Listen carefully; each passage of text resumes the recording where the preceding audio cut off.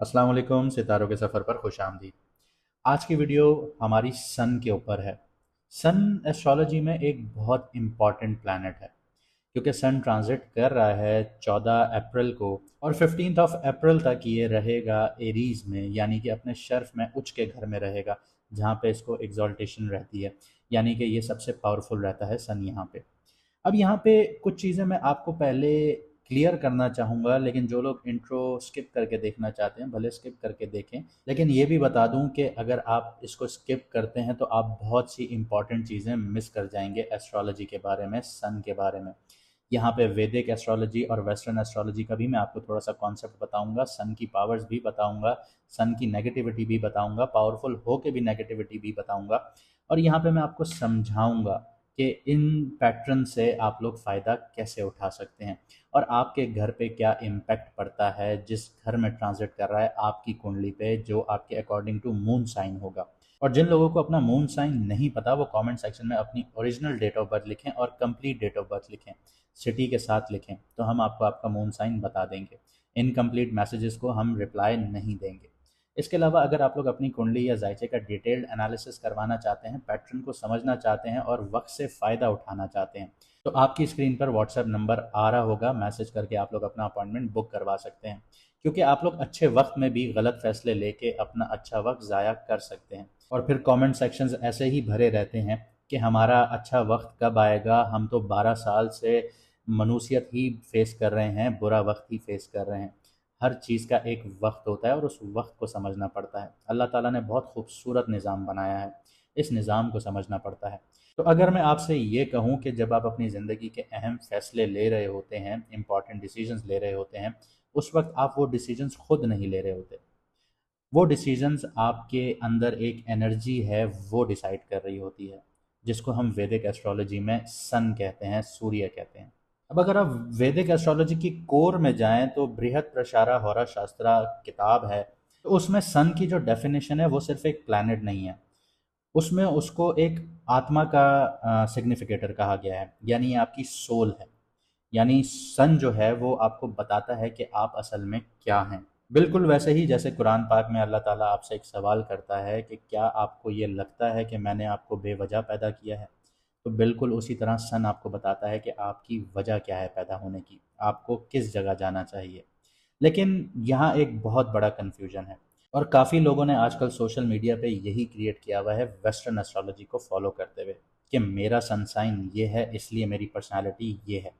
लेकिन अगर आप क्लासिक वैदिक एस्ट्रोलॉजी देखें, उसके टेक्स्ट देखें, कहीं भी ये नहीं लिखा कि सिर्फ सन जो है वो आपकी पर्सनालिटी डिफाइन करता है। प्रशारा अगर आप क्लियरली उसको देखें पढ़ें तो क्लियरली उसमें लिखा है कि जो चांद है, मून है, वो माइंड है। जो लगना है, लगना टाइम ऑफ बर्थ से पता चलता है, वो आपका शरीर है, आपका जिस्म है, आपकी आपकी जो लाइफ की एक्सपीरियंस है वो है। और जो सन है वो आपकी सोल है और आपकी अथॉरिटी है, आत्मा है बेसिकली।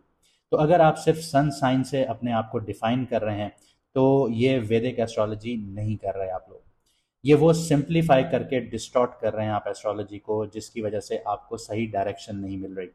अब यहाँ एक और डीपर लेयर समझना बहुत ज़रूरी है। वेस्टर्न और वैदिक एस्ट्रोलॉजी का फ़र्क क्या है? जो वेस्टर्न एस्ट्रोलॉजी है वो ट्रॉपिकल ज़ोडिएक यूज़ करती है, यानी सीजन्स पर बेस्ड होती है। जब स्प्रिंग एक्विनेक्स होता है तो उस पॉइंट पर एरीज स्टार्ट माना जाता है, चाहे आसमान में एक्चुअल कॉन्स्टलेशन जो है एरीज हो वहाँ पे या ना हो।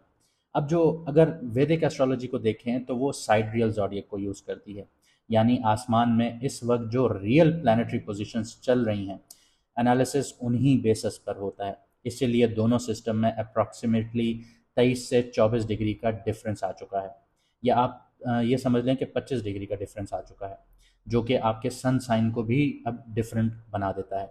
यानी अगर कोई ये कहे कि मैं जनवरी में पैदा हुआ हूँ तो मेरा जो सन साइन है वो कैप्रिकॉन या एक्वेरियस है, तो ऐसा नहीं है। अब सन जो है वो शिफ्ट हो चुका है, क्योंकि जो हमारी ज़मीन है वो रेवोल्यूशंस भी कर रही है और रोटेशंस भी कर रही है। इसी तरह सन भी रेवोल्यूशन कर रहा है। जी हाँ, काफ़ी लोगों को ये समझ में नहीं आएगा कि सन किसके इर्द गिर्द घूम रहा है, क्योंकि रोटेशन का मतलब है कि एक जगह पे खड़े होकर गोल घूमना, और रेवोल्यूशन का मतलब है किसी चीज़ के इर्द गिर्द घूमना। अब दुनिया का तो समझ में आता है, कि वो सन के इर्द गिर्द घूम रही है। लेकिन अगर आप सन को देखें तो वो मिल्की वे गैलेक्सी के बीच में घूम रहा है, तो वो उसको रेवोल्यूशन कर रहा है कि वो उसके बीच में रहने की उसमें कोशिश कर रहा है। तो अगर आप इसको गूगल करें तो आपको ये समझ में आ जाएगी चीज़ कि रेवोल्यूशन और रोटेशन में फ़र्क क्या है, और सन रेवोल्यूशन कर रहा है या नहीं कर रहा। क्योंकि सन की जो स्पीड है वो 8,28,000 किलोमीटर पर आवर के हिसाब से वो रेवोल्यूशन कर रहा है। और ये एक बहुत बड़ी वजह है जिसकी वजह से प्रेडिक्शंस में गैप आ जाता है, और आप इसका खुद प्रूफ भी देख सकते हैं। आज अगर आप किसी वेस्टर्न एस्ट्रोलॉजर की वीडियो देखेंगे तो वो कहेगा सैटर्न जो है वो एरीज में है और अब ये होगा। लेकिन वैदिक एस्ट्रोलॉजर्स को जब आप फॉलो करेंगे या उसके कैलकुलेशंस को देखेंगे तो एक्चुअल जो है सैटर्न जो है वो पाइसिस में ट्रांजिट कर चुका है।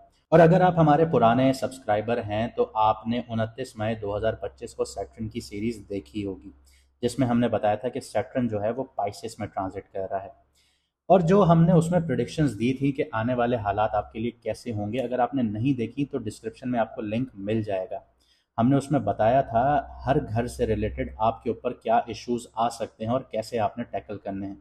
अब ऑनेस्टली आप अपनी लाइफ को देखिएगा और क्या फेज़ आया आपकी ज़िंदगी में, वेस्टर्न एस्ट्रोलॉजर से भी कंपेयर कर लीजिएगा और हमारी प्रिडिक्शन से भी कर लीजिएगा, और किसी और वैदिक एस्ट्रोलॉजर से भी आप इसको कंपेयर कर लीजिएगा।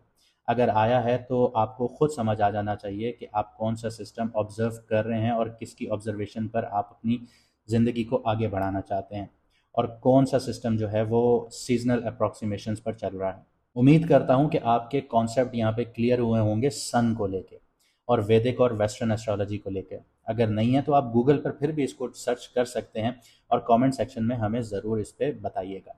अब आते हैं वापस सन पर, क्योंकि ये सिर्फ एस्ट्रोनॉमी की डिबेट नहीं थी, ये आपकी आइडेंटिटी का मैटर था। पिछले कुछ हफ्तों से सन जो था वो पाइसेस में था, एक वाटर एलिमेंट ज़ोडिएक में था।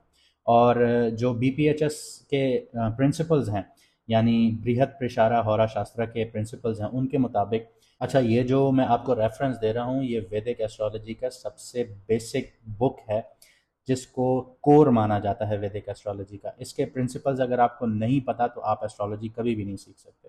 तो जो सन है वो जब भी वाटर एलिमेंट वाली ज़ोडिएक में आता है, बुर्ज में आता है या राशि में आता है, तो जो उसकी फायर है वो यहाँ पे डाइल्यूट हो जाती है। रिजल्ट उसमें आपने क्या देखे, डिसीजन मेकिंग बहुत ज़्यादा वीक देखी, आइडेंटिटी ब्लर देखी, कॉन्फिडेंस जो है वो फ्लक्चुएट होते हुए देखे, और सबसे इम्पॉर्टेंट बात यह है कि जो आप लोगों की अपनी सेल्फ वर्थ है उस पर बहुत ज़्यादा डाउट होना शुरू हुआ। अगर इस फेज़ में सैटर्न का जो इन्फ्लुएंस आ जाए बीच में, तो जो वैदिक एस्ट्रोलॉजीज के कॉन्सेप्ट्स हैं उनके मुताबिक एक अथॉरिटी कॉन्फ्लिक्ट यहाँ पे क्रिएट होता है, जिसकी वजह से आपने अपनी लाइफ में चलते हुए ये चीज़ें देखी कि जो टेंशन्स हैं, जो ईरान इसराइल और यूएसए की वॉर है उसमें कोई कमी नहीं आ रही, दिन ब दिन टेंशन्स बढ़ रही हैं। और साथ ही साथ अगर मैं ये बात करूं कि सजिटेरियस को उठा के देखें, कि डोनाल्ड ट्रंप को आप उठा के देखें क्योंकि वो सजिटेरियस हैं, और करंट प्लानिटरी पोजीशन के हिसाब से उनके फोर्थ हाउस में सन बैठा हुआ था। और फोर्थ हाउस क्या होता है? फोर्थ हाउस आपका घर होता है। तो मैंने आपको, जब अंगारक दोष बन रहा था और चांद ग्रहण की वीडियो थी, तो मैंने आपको बता दिया था 26 फरवरी को आप लोग अचानक प्रोटेस्ट देखेंगे।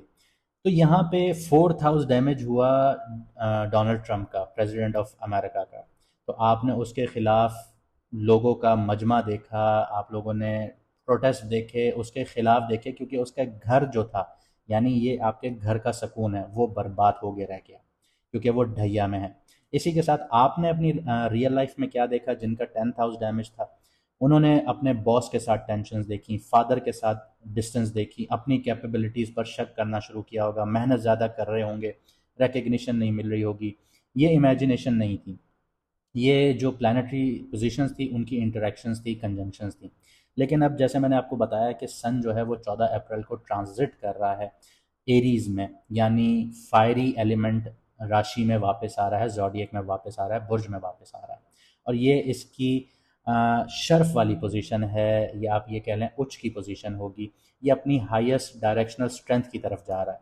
यहाँ सन अपनी फुल अथॉरिटी में आएगा, यहाँ पे क्लैरिटी भी मिलेगी, डिसीजंस पावर भी मिलेंगी, लीडरशिप भी मिलेगी, सब एक्टिवेट होगा। लेकिन एक चीज़ जो लोग नहीं समझेंगे वो ये कि जो बेसिक प्रिंसिपल्स हैं वैदिक एस्ट्रोलॉजी के, वो यहाँ पे आपको वार्न भी करते हैं, आपको एहतियात बरतने को भी कहते हैं। वो ये कहते हैं कि ये जो स्ट्रॉन्ग पोजीशन होती है ये हमेशा पॉजिटिव नहीं होती।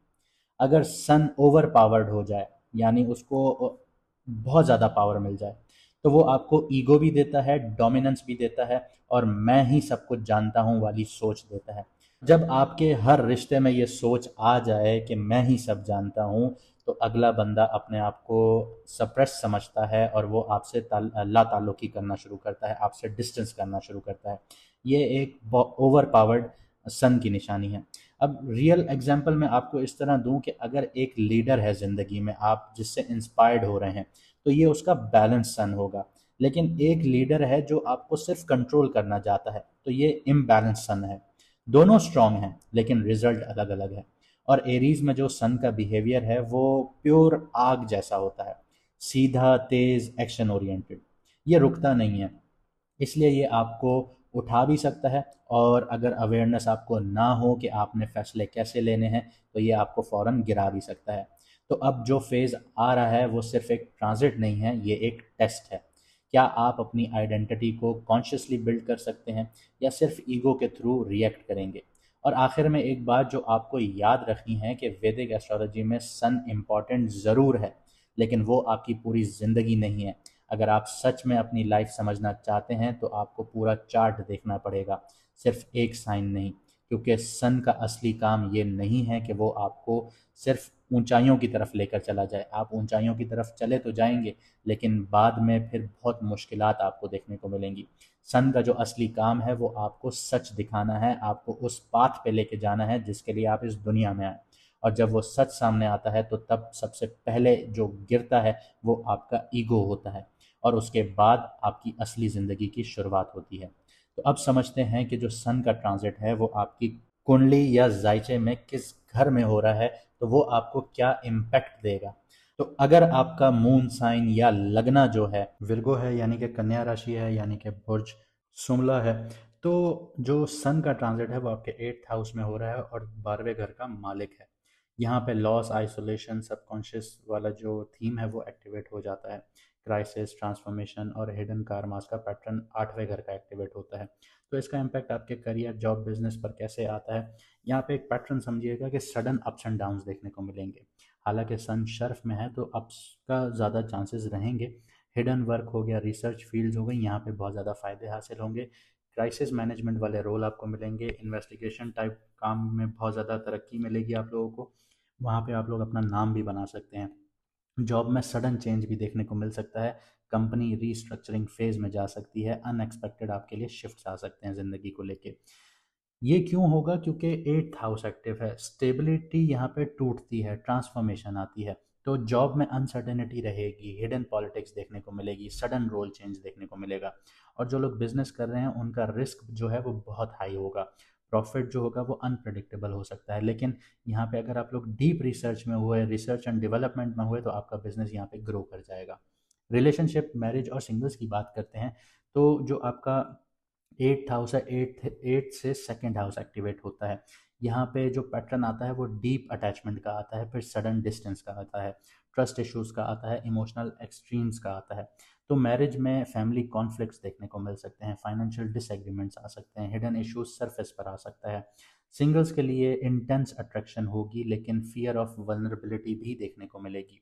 यहाँ पे जो सबसे ज़्यादा अहम इशू होगा वो स्टेबिलिटी चाहिए आपको, और अंदर से ट्रांसफॉर्मेशन भी चल रही होगी। तो इसमें आपका ये एक रूट कॉज आप कह लीजिए कि ये होगा कि स्टेबिलिटी तो चाहिए, लेकिन अंदर से आप खुद ट्रांसफॉर्मेशन की तरफ हैं। तो यहाँ पे ये चीज़ एक स्टेबिलिटी की तरफ नहीं लेके जाएगी आपको। हेल्थ की बात करते हैं तो 8th हाउस एक्टिव है, तो क्रॉनिक इश्यूज आ सकते हैं, जेनाइटल रिलेटेड इश्यूज आ सकते हैं, सडन हेल्थ प्रॉब्लम्स आ सकती हैं, हार्मोनल इम्बैलेंस आ सकता है। हालांकि सन यहाँ पे पॉजिटिव है, लेकिन फिर भी 8th हाउस की जो थीम है वो बड़ी अप्स एंड डाउन वाली होती है, ट्रांसफॉर्मेशनल होती है, थोड़ी सी मुश्किलात वाली होती है। और सेकंड हाउस का जो एस्पेक्ट है उसका 7th एस्पेक्ट से सेकंड हाउस पे, तो ईटिंग पैटर्न जो है वो डिस्टर्ब हो सकता है। गले से रिलेटेड, फेस से रिलेटेड इश्यूज आ सकते हैं, एनर्जी फ्लक्चुएट कर सकती है, रिकवरी स्लो हो सकती है। लेकिन यहाँ पे सन जो ट्रांजिट कर रहा है ये पॉजिटिव और नेगेटिव इम्पैक्ट्स भी देता है, सॉरी इम्बैलेंस इम्पैक्ट्स भी देता है। तो जो बैलेंस इम्पैक्ट होंगे वो आपके लिए डीप ट्रांसफॉर्मेशन पावर होगी आपके लिए, रिसर्च एबिलिटी बहुत बढ़ेगी, क्राइसिस से निकलने की स्ट्रेंथ बहुत ज़्यादा होगी, हिडन नॉलेज में मास्टरी हासिल करेंगे। लेकिन कुछ चीज़ें आपको खुद बैलेंस करनी होंगी, जैसे कि एनजाइटी हो गया, खौफ हो गया, सेल्फ डिस्ट्रक्शन पैटर्न हो गया, अपने आप को तबाह करने वाला पैटर्न हो गया, उसको खुद बैलेंस करना होगा। ये नहीं है कि आप अपने आप को तबाह करें, फाइनेंशियल इंस्टेबिलिटी आएगी, उसके लिए आपको मेहनत करनी पड़ेगी। अगर आप यहाँ तक आ ही गए हैं तो मुझे उम्मीद है कि आप लोगों ने बहुत कुछ सीखा होगा सन के बारे में और इसके ट्रांजिट के बारे में, और ये ट्रांजिट आपके लिए कैसे काम करे। अगर ऐसा है तो कमेंट सेक्शन में अपनी राय ज़रूर दीजिएगा, हमसे काउंटर क्वेश्चंस भी ज़रूर किया कीजिए। और अगर आपको वीडियो अच्छी लगी तो लाइक शेयर ज़रूर कीजिएगा, चैनल को सब्सक्राइब कीजिएगा और बेल आइकन ज़रूर दबा लीजिएगा। मुझे दीजिए यहाँ से इजाज़त, मिलते हैं अगली वीडियो में सितारों के सफ़र पर।